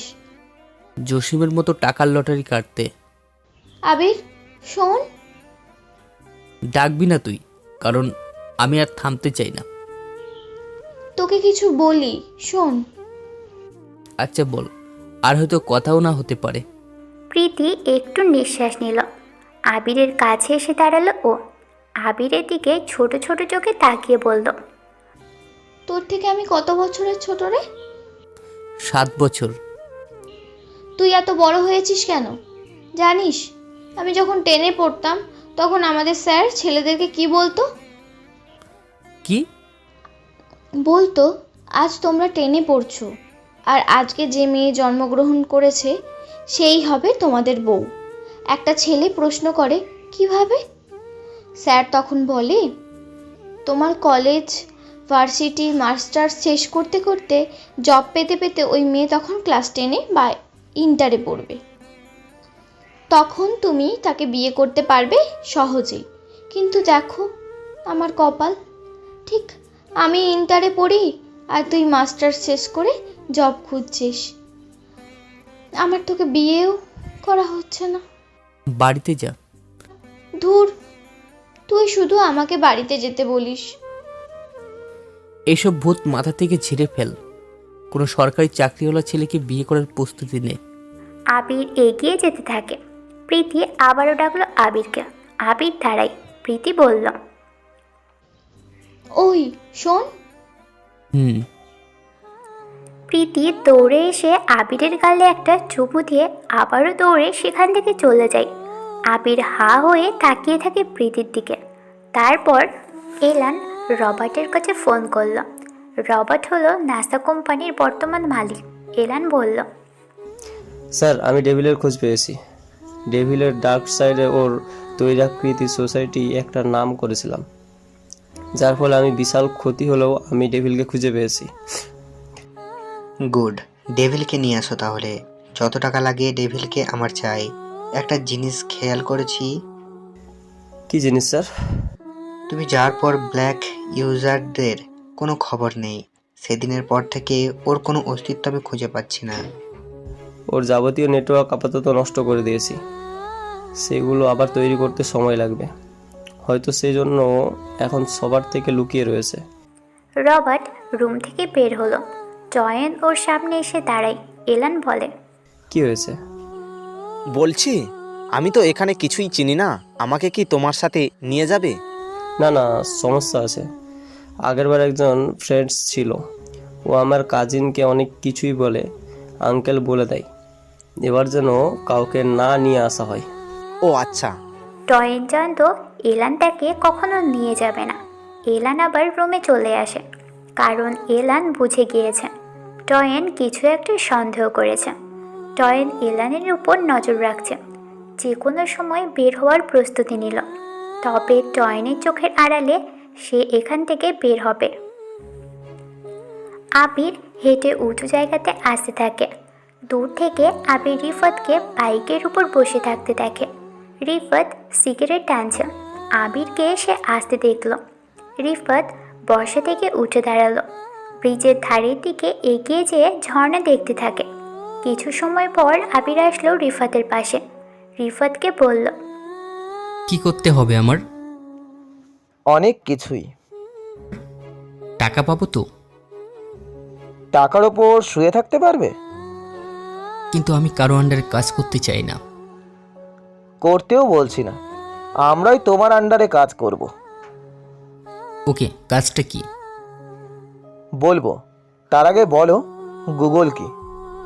গুগল মানে কি? গুগল সম্পর্কে একটু বলো। গুগল এলএলসি বা গুগল লিমিটেড লাইব্রেরি কোম্পানির ইন্টারনেট ভিত্তিক সেবা বা পণ্য বিষয়তা একটি আমেরিকান বহুজাতিক প্রযুক্তি কোম্পানি। স্টানফোর্ড বিশ্ববিদ্যালয়ে পিএইচডি ছাত্র থাকাকালীন ল্যারি পেজ ও সেইগেন ব্রিন 1998 সালে 4 সেপ্টেম্বর গুগল নির্মাণ করেন। গুগলের 14% শেয়ার তাদের এবং বিশেষ সুপার রেটিং ক্ষমতার মাধ্যমে 56% স্টক হোল্ডারকে নিয়ন্ত্রণ করে। 4 সেপ্টেম্বরে 1998 সালে তারা গুগলকে প্রাইভেট কোম্পানি হিসাবে অন্তর্ভুক্ত করেন। গুগল 19 আগস্ট 2004 সালে অফিসিয়ালি পাবলিক অফারিং বা আইপি দেয়। গুগল প্লেক্সের নামে মাউন্টেন ভিত্তি তাদের নতুন সদর দপ্তর স্থাপন হয়। আগস্টে 2015 সালে গুগলের বিভিন্ন কার্যক্রমে আলফাবেট বা ইনকর্পোরেটেড নামে সম্মিলিত করার পরিকল্পনার কথা জানায়। আলফাবেটের প্রধান অধীনস্থ সংগঠন হিসাবে আলফাবেটের ইন্টারনেট কার্যক্রম পরিচালনা করবে। পূর্ণ গঠনের সমাপনী অংশ হিসাবে ল্যারি পেজ সুন্দর পিচাইকে গুগলের প্রধান নির্বাহী কর্মকর্তা হিসাবে স্থাপন করেন। ল্যারি পেজ এখন আলফাবেটের প্রধান নির্বাহী কর্মকর্তা। গুগলের প্রাক্তন নাম হল গুগল ইনকর্পোরেটেড। 1998 থেকে 2017 সাল প্রতিষ্ঠাকাল 4 সেপ্টেম্বর 1998, 23 বছর আগে। মেনলো পার্ক, ক্যালিফোর্নিয়া, যুক্তরাষ্ট্র। প্রতিষ্ঠাতাগণ ল্যারি পেজ, সেইগেন ব্রিন। গুগলের সদর দপ্তর 1600 Amphitheatre Parkway, Mountain View, California. প্রধান ব্যক্তি সুন্দর পিচাই বা প্রধান নির্বাহী কর্মকর্তা। রুট পোরাট, প্রধান অর্থনৈতিক কর্মকর্তা। গুগলের আয় 66 কোটি 10 লক্ষ মার্কিন ডলার 2014 সালে। সুদ ও কর পূর্বে আয় হয় 16 কোটি 49 লাখ 60 হাজার মার্কিন ডলার। 2014 সালে নিট আয় 144 কোটি 4 লক্ষ 40 হাজার মার্কিন ডলার। মোট সম্পদ হয় $1,031,13,30,000 মার্কিন ডলার।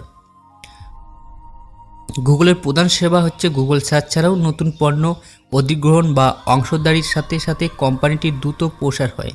কাজ ও প্রোডাক্টিভ সেবাগুলো গুগল ডট শিট বা স্লাইড, ইমেল, জিমেল, ইনবক্স, সময়সূচি, সময় ব্যবস্থাপনা, Google calendar, cloud store, Google drive, সামাজিক যোগাযোগ মাধ্যম, গুগল প্লাস, ইনস্ট্যান্ট মেসেজিং ও ভিডিও চ্যাট, গুগল এলো, ডুইউ, হ্যাং আউট। অনুবাদক গুগল হচ্ছে ট্রান্সলেট, গুগল অনুবাদক বা গুগল ট্রান্সলেট, মানচিত্র, গুগল ম্যাপ, ওয়েজ বা আর্টস, স্ট্রিট ভিউ, ভিডিও ভাগাভাগি, ইউটিউব, নেট নোয়া, গুগল কপি এবং ছবি ব্যবস্থাপক গুগল ফটোজ প্রভৃতি উল্লেখযোগ্য উদাহরণ। গুগল সারা পৃথিবীতে ভিন্ন ডেটা সেন্টার প্রায় 1 মিলিয়ন সার্ভার চালায়। 5.4 বিলিয়ন বা 5 কোটির উপরে অনুসন্ধানের অনুরোধ এবং প্রায় 24 পেটাবাইট ব্যবহারকারী কর্তৃপক্ষ তৈরি ডেটা বা প্রক্রিয়ন করে প্রতিদিন। 2009 সালে সেপ্টেম্বর অনুযায়ী এলেক্স আমেরিকার সবচেয়ে বেশি ব্যবহার করা ওয়েবসাইটটি তালিকায় স্থান দেয় গুগলকে। এছাড়া গুগলের অন্যান্য আন্তর্জাতিক সাইট যেমন ইউটিউব, ব্লগার এবং অরকুট সেরা এক্সিট সাইটে স্থান পায়। ব্র্যান্ড তাদের ব্র্যান্ড ইকুইটি ডাটাবেস গুগল দ্বিতীয় স্থান দেয়। গুগলের অধিপত্য বিভিন্ন সমালোচনার জন্ম দিয়েছে, যেমন কপিরাইট, গোপনীয়তা এবং স্পন্সরশিপ প্রভৃতি। রিফাত আবিরের দিকে ভ্রুকুচকে তাকালো, একটু শব্দ করেই হেসে বলল, আবির, অনেক কিছুই জানো তুমি। প্রশ্ন করো, কেন এটা জানতে চাইছি? কেন? কারণ আমরা হ্যাক করব টাকা। টাকা? তুমি ধুম 3 মুভি দেখেছো? টাকার খেলা সেখানে, তুমিও সেরকমটাই করতে পারবে। আপাতত আমি রাজি, তবে আমার স্টাইলে করে দিতে হবে সব। ওকে, বলো কখন যাব ঢাকাতে? আজ রাতেই। আবির সেখান থেকে চলে আসে। সে হ্যাকার হবে। হ্যাকারের জগৎটা বড়ই অদ্ভুত।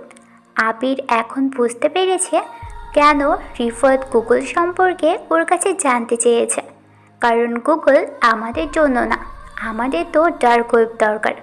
আবির কথাগুলো ভাবতে ভাবতেই হাঁটতে থাকে। চারপাশটা ওর কাছে অন্যরকম মনে হচ্ছে। সে গ্যাজেট বানাতে বেশ দক্ষ। বাড়িতে যেয়ে ও সেটাই করবে, কারণ হ্যাকার জগতে বিশ্বাস বলে কিছুই নেই। সবটা চলতে হবে নিজের বুদ্ধি দিয়ে। আবির শক্তিধর না হলেও বুদ্ধি আছে অনেক। নিজেকে প্রোটেক্ট করার জন্য সে গ্যাজেট বানিয়ে নেবে। আবির বাড়িতে আসলো। ওর রুমে যেয়ে দরজা আটকে দেয়। গ্যাজেট বানানোর জন্য অনেক কিছুই ওর কাছে আছে। আবির কম্পিউটারের সামনে যেয়ে বসলো। প্রথমবার ওর কম্পিউটার ঘাঁটতে কেমন যেন ও কেঁপে উঠছে। কম্পিউটার অন করে সে ডার্ক ওয়েবে প্রবেশ করলো। ডার্ক ওয়েব এমন একটা জায়গা, ডার্ক ওয়েব হচ্ছে আমাদের ইন্টারনেট দুনিয়ার একটা বড় অচেনা জগৎ। আমরা ইন্টারনেটের যে অংশটি ব্যবহার করি সেটিকে মূলত সার্ভিস ওয়েব বলা হয়। আর কালোবাজারি করার জন্য যে ওয়েব খোলা আছে সেটা হলো ডার্ক ওয়েব। বিশ্বের সবচাইতে ব্যবহৃত 8টি ডার্ক ওয়েবসাইট লিঙ্ক আছে, যা সাধারণ জনগণের কাছে অজানা হলেও হ্যাকারের কাছে এটি নতুন কিছু নয়। আবির ডার্ক ওয়েবে প্রবেশ করে নিজস্ব একটা সাইট বানিয়ে ফেলল, কিন্তু সাথে সাথেই ডেভিল নামের একটা সাইট ওর তৈরিকৃত সাইটটি নিজের কন্ট্রোলে নিয়ে নেয়। আবির কিছুই বুঝে উঠতে পারে না। সে হতভম্ব হয়ে তাকিয়ে রইল স্ক্রিনের দিকে। নিজের আইপি অ্যাড্রেস হাইড করে সব কিছু ঠিক করে আরও একটি সাইট খুলল, কিন্তু সাথে সাথেই ডেভিলের আওতাভুক্ত হয়ে যায়। আবির মনে মনে বলল, কি ব্যাপার, কোনো সাইট তৈরি করার সাথে সাথেই ডেভিল সাইটটা তো নিজের অধীনে নিয়ে নিচ্ছি কি করে? আমি তারপর নিজের সাইটে প্রবেশ করতে পারছি না কেন? কি সমস্যা? কি আছে ডেভিল সাইটে? আর এটা কোন ডেভিল?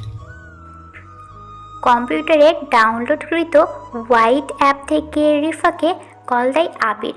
রিফাত রিসিভ করে। হ্যাঁ বলো। ডেভিলকে চেনো? মানে এটা কি সেই ডেভিল? কোনটা? না কিছু না। ডেভিলকে চিনো? Hacker devil?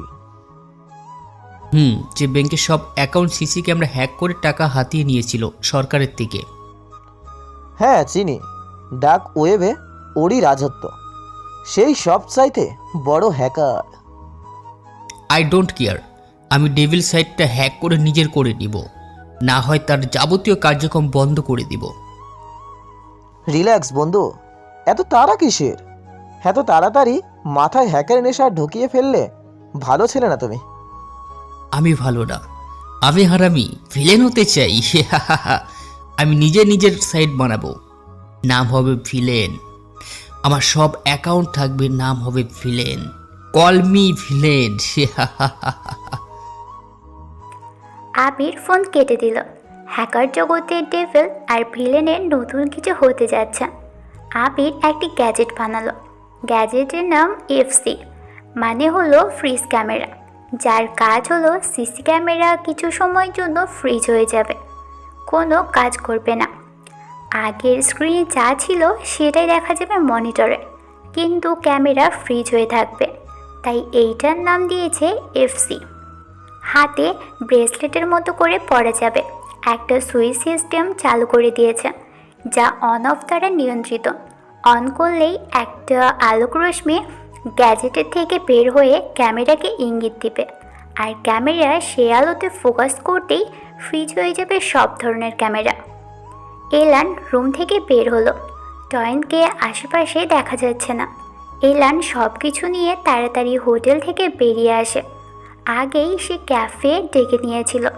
তাড়াতাড়ি পেরিয়ে সোজা গাড়িতে উঠে যশোরের উদ্দেশ্যে চলা শুরু করলো। বেশ কয়েক ঘন্টা পর টয়েন তার রুম থেকে বের হয়। সে দেখে এলানের রুমের দরজা আধা খোলা হয়ে আছে। টয়েন একবার রুমের সামনে যায়, কিন্তু কিছুই দেখা যাচ্ছে না। দরজাও খুলেও ভিতরে যেতে পারছে না।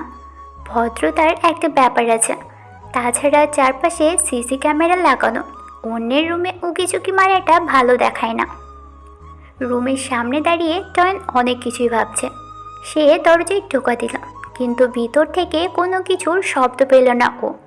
টয়েন দরজা ঠেলে ভিতরে প্রবেশ করেই বলা শুরু করে, সরি আসলে। টয়েন থেমে যায়, কারণ সে এভাবে রুমে প্রবেশ করার জন্য ভদ্রতার খাতিরে সরি বলা শুরু করে। কিন্তু যখন সে খেয়াল করে দেখে রুমে কেউ নেই, তখন সে থেমে যায়। এলান, হ্যালো, আর ইউ হেয়ার? এলানকে সে কোথাও খুঁজে পাচ্ছে না। বুঝে যায় এলান চলে গেছে এখান থেকে।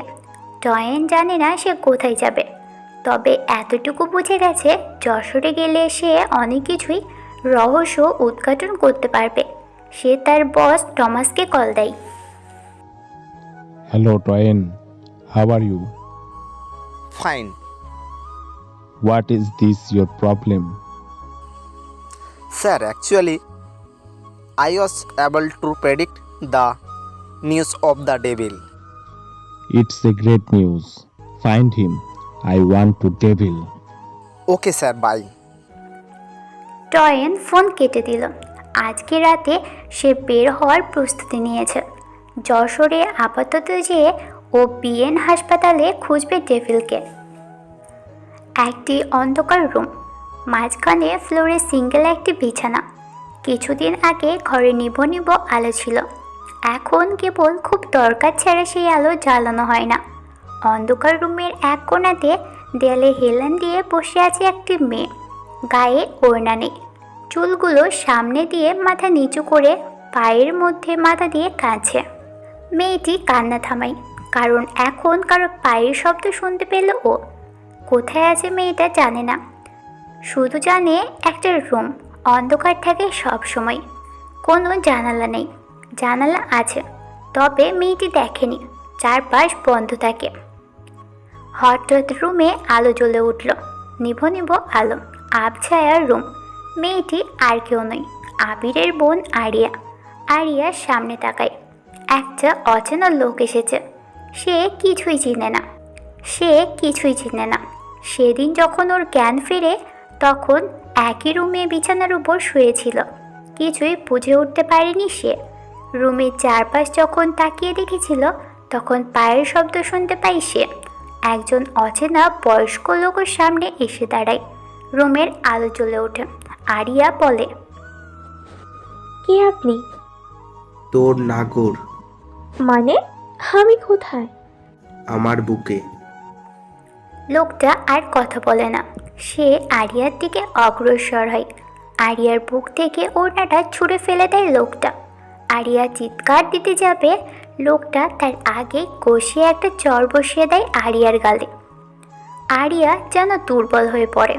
লোকটা এক এক করে আরিয়ার গা থেকে সব কিছু খুলে নিতে থাকে।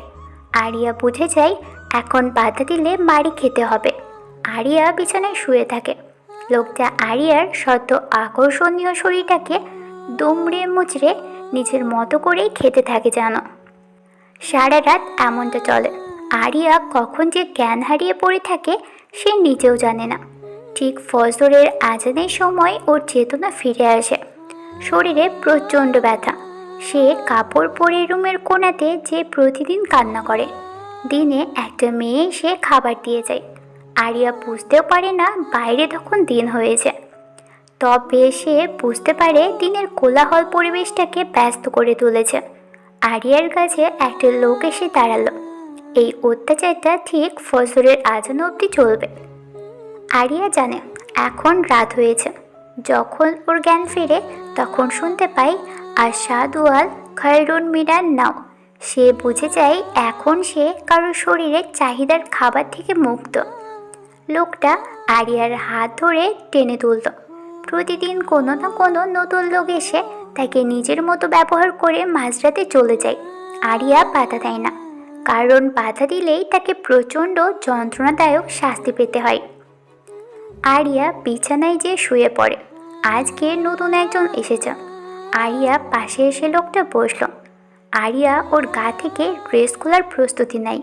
লোকটা আরিয়াকে অবাক করে দিয়ে বলল, খুলতে হবে না কিছু, আপনাকে টাচ করব না আমি। আরিয়া হতবাক হয়। এই প্রথম কোনো ছেলে তাকে এমন একটা কথা শোনালো। আরিয়া যেন বিশ্বাসই করতে পারছে না।